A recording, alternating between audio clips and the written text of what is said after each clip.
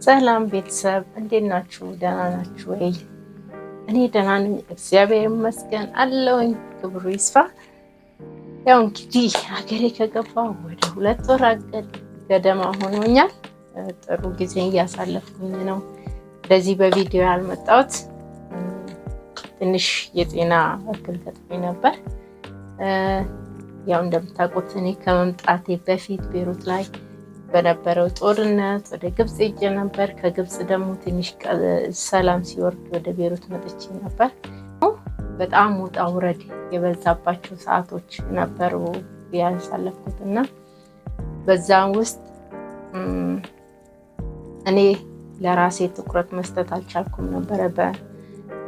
ብዙ ጊዜ ነገሮች እንትን ሲሉ ያው ትኩረት ለማድረግ ይከብደናል እና ኢትዮጵያ ሲመጣ አውቃለሁኝ ብዙ ለውጥ እንዳለ ላይ ማለት ነው እና በተለይ በጣም ኪሎዬ እንደወረደ ያስታውቀኛል እኔ ለራሱ።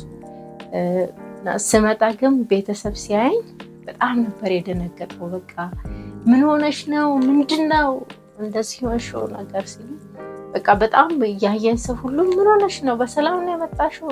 አንደኛ እንደዚህ እመጣለሁ ብዬም ሳልናገር ነው የመጣሁት እና በጣም ተደናገጡ። አረ እኔ በጣም ደህና ነኝ እላቸዋለሁ እና ግን አልፎ አልፎ የሚሰማኝ ስሜት ስለነበረ እኔም ያው እዛ ሰውን ደግሞ ህመሙን ይሰማኝና በቃ ወዲያው ደግሞ ሻል ስለሚለኝ ትኩረት አልሰጠውም። ዝም ብሎ የሚሄድ ነገር ስለመሰለኝ ማለት ነው እና ያው ብዙ ጊዜ እኛ ስራችን ላይ ብቻ ስለሆነ ትኩረታችን ይሄ የጤናችን ሁኔታ ላይ ምናምን ብዙም ፎከስ አናደርግም። እንደውም እኔ በጣም ጎበዝ ነኝ በዚህ በኩል። አንዳንዴ ምርመራ አደርጋለሁ፣ ምግቤን እጠነቀቃለሁ፣ ስፖርት እሰራለሁ እና ግን ያ ነገር ብቻ በቂ እንዳልሆነ ነው የተረዳሁት።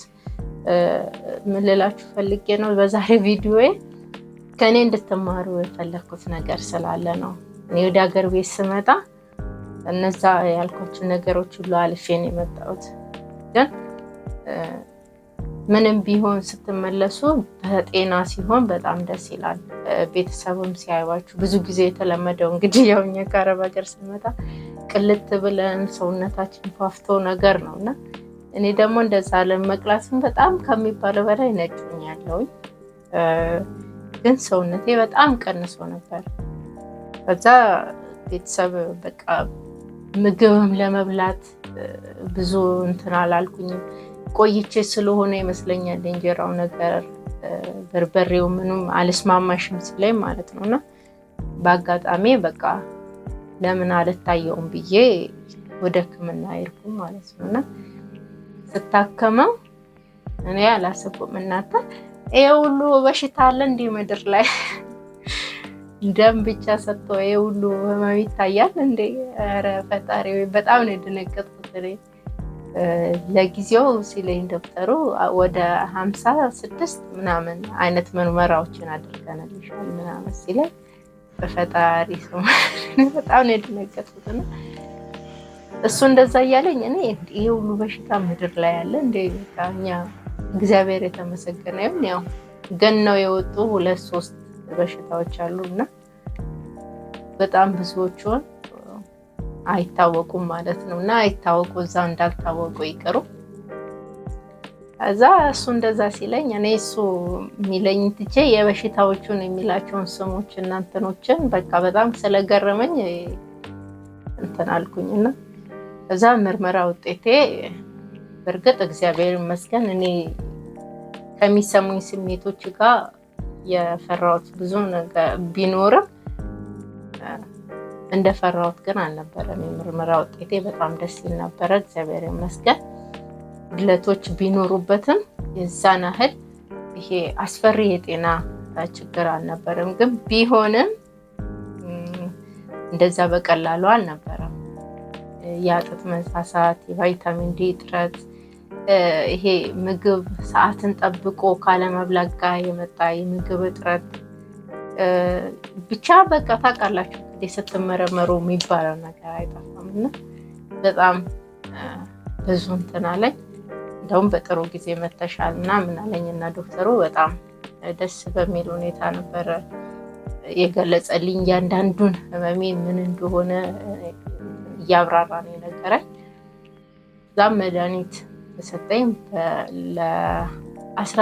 ለሳምንትም ለ15 ቀን ያህል ለሳምንት መርፌ ነበር የተሰጠኝ። ወይ በጣም በቃ መርፌው ከእንትን ጋር ይከብዳልና መርፌዎችም በግራ በቀኝ ለሳምንት ነበረ። 2 ቀን በተለይ በቃ ተከታታይ ጠዋትና ማታ ነበረ መርፌው ነው። ለዚህ ጋር እጄ ላይ ታስሮልኝ በሱ ነበረ የሚሰጠኝ። በቃ የእጅ ላይ የታሰረው ነገር ለመተኛት ማታ አይመችም፣ እንደ ልብ ለመንቀሳቀስ ምናምን እንትን አይልም። ግን በቃ እኔ በትንሹ በዚህ እንደዚህ እንትን ካልኩኝ በጣም ብዙ ህመም ውስጥ የሚያልፉ ሰዎችን አሰብኩኝ እና ደግሞ መልሼ እግዚአብሔር ይመስገን ይሄ ቀላል ነው እላለሁ። እባካችሁ እህቶቼ ምግብ በሰዓት በአግባቡ በቃ ትንሽ ነገርን ብትሆን በአግባቡ መብላት፣ ብዙ አብዝቶ አለመጨነቅ። አትጨነቁ ለማለት በጣም ይከብዳል እላለሁ እንጂ እኔ ምን ያህል እንደምጨነቅ ስለማውቀው ነው። እና በተለይ በስደት ሲሆኑ በጣም ሁሉም ነገር በቃ ትንሹም ትልቁም ያበሳጫል፣ ያስጨንቃል። እና በተቻላችሁ መጠን አለመበሳጨት ሞክሩ። እና እኔ አሁን ላይ እግዚአብሔር ይመስገን በጣም ደህና ነኝ። ግን ከኔ ተማሩ ለማለት ፈልጌ ነው የመጣሁት። ሕክምናዬን የመርፌዎችን ተከታታይ ጨርሼ የሚዋጡ መድኃኒቶች ተሰጥተውኝ እነሱን እየወሰድኩኝ ነው። አሁን በጣም ለውጥ አለኝ እግዚአብሔር ይመስገን። ምግብም እንደ ልቤ እበላለሁኝ። የሆነ የድካም ስሜት አይነት ነገር ይሰማኝ ነበረ። እነሱ አሁን ለቀውኛልና በጊዜው መታከሙም እንደረዳኝ ነው ያመንኩት። እዛ ከሁሉም ነገር ግን የሚበልጠው እግዚአብሔር የሱ እርዳታ የሱ ቸርነት ነው እንጂ የዶክተሮችን ብቻ እንትን አይደለምና ዶክተሮች ውስጥ አድሮ እኔን ያከመ ፈጣሪ በያላችሁበት በህመም ላይ ያላችሁ ሰዎች እኔን እንደረዳኝ እናንተን ይርዳችሁ ለማለት ፈልጋለሁና እሷ አሞኛል ብላ ያለ መናገር በእውነት አንቺ ሁሌ ነው እንደሚያምሽ ትላታለች። እና እሷ ደግሞ ወደ ሀገር ቤት ያለ መምጣት እኔ አልኳት አንቺ ከአንቺ ጤና አይበልጥም እባክሽ ተይና ሁሉ ነገር ነው ስላት እያወቅሽው እንዴት ለምጣለች። በመጣ እዛ ራሱ ለመታከም ግዴታ ብር ያስፈልገኛል። ግን ጊዜ በጨመረ ቁጥር ምን ያህል እየታመመች እንደሆነ አስቡ። እኛ ስንታመም እንኳን ታመናል ብለን ለነሱ መናገር አንቺ ሁሌ ያምሻል እንደሚሉትን ነገርም እንፈራለን። እና እሷ አሁን ያመኛል በጣም ያመኛል ትላለችና ኢቭን እጇን ያማታልና እጇን ቴራፒ ያስፈልገዋል ግፋ ብል ለ1 ሳምንት ያህል ማረፍ አለባት አለ ዶክተር ማለት ነው። ምን ብትል ጥሩ ይመስላችኋል? ለ15 ቀን እና ለሳምንት እሷ እጇን ከታሰረች ስራው ማን ይስራው? እና ማዳሞቹንም እረዳለሁኝ ይሄር ነው ልንሰራ እስከሆነ ድረስ። ግን የረሱት ነገር ቢኖር እኛም ሰው ነን እንደነሱ እንደምንታመም ይረሳሉና ያ ስለሚሆን እኔ እንዴት ራሳችንን መጠበቅ እንዳለብን አንዳንዴ ግራ ቢገባኝም ግን በተቻለ መጠን ደግሞ በቃ ራሳችንን መጠበቅ አለብን። እንቅስቃሴ በማድረግ ምግባችንን አስተካክሎ በጊዜ በመመገብ ከሚያስጨንቁን ነገሮች እንደው በጸሎት ራሳችንን መዝሙሮችን በመስማት ራሳችንን ብናጽናና ራሳችንን ከፈጣሪ ጋር ብናስር የበለጠ ትንሽ ነገሮች እየቀለሉ ይሄዳሉ ብዬ አምናለሁኝና ከኔ ተማሩ።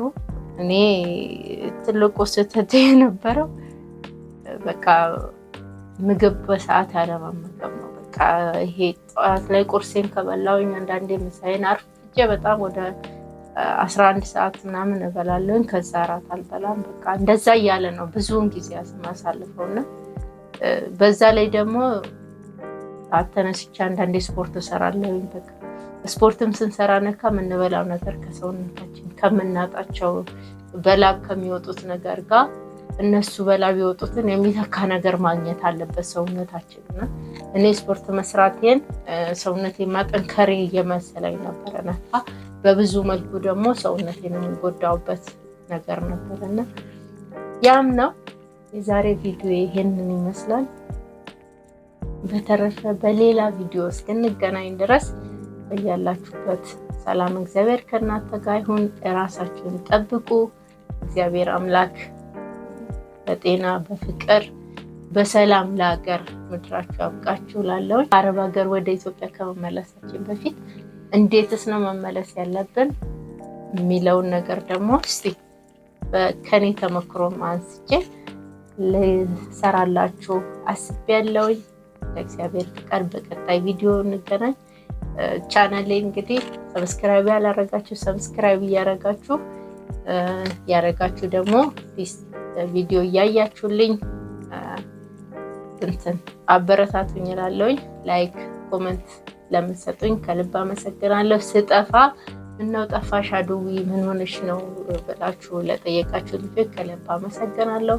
ያው ባለፈው የሆነ ቪዲዮ ለቅቄያለሁ ወደ ሀገር ቤት የመግባቴን በዛ የተነሳ ነበር የጠፋሁት። አሁን ግን መጥቻለሁኝ እንደ እግዚአብሔር ፍቃድ በየጊዜው እንደዚህ ቪዲዮችን ለመልቀቅ ብዙ ነገሮችን ሀገራችን ላይ ያለውን እና ያለን የተለያዩ ቦታዎችን አብረን እንጎበኛለን ብዬ አስባለሁ። እግዚአብሔር ቸርነት ከኛ ጋር በያለንበት ይሁን።